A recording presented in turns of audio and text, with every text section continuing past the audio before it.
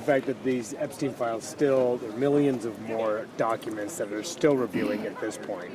You know, if this were a private law firm with 5% of the resources of the DOJ, this would have been done by the deadline.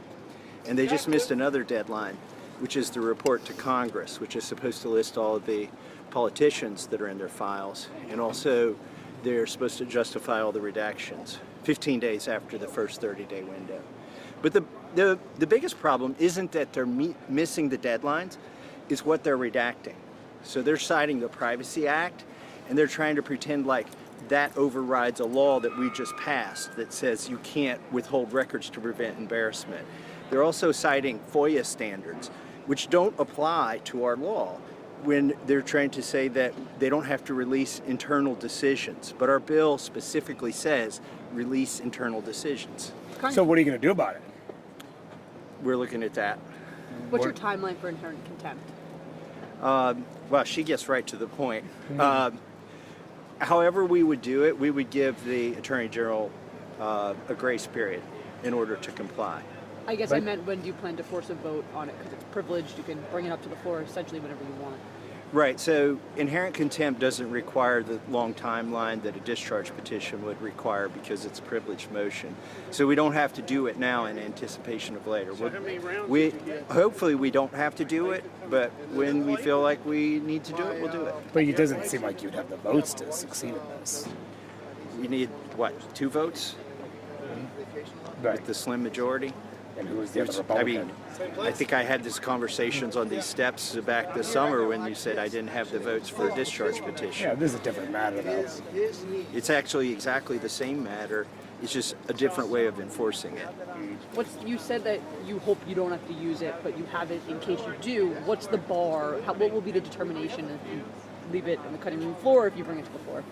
So the end game here has never been to get the files. The end game is to get justice and transparency. And even if they had met the deadline, they're avoiding that by citing laws and regulations that don't apply or have been obviated by this bill. So we'll see. Why do you think they're taking these steps to shield these documents from its release? I mean, they've never wanted to release the documents in spite of what the Vice President said during the campaign and the Attorney General even after she took office. I think they're still trying to protect rich billionaires, politically connected people, and I think they're also trying to obscure the involvement of our own intelligence agencies in this. And I mean, this happened a little while ago, but it's the first time that you're back since the SDNY announcing that it had 1 million more files in its possession that it passed on to Main Justice. What do you make of that, and how do you think a lapse can happen in that sense of they just found 1 million more documents well after the deadline? Well, again, it's not about quantity. Yeah, they've got 1 million more documents, which might be 5 million pages.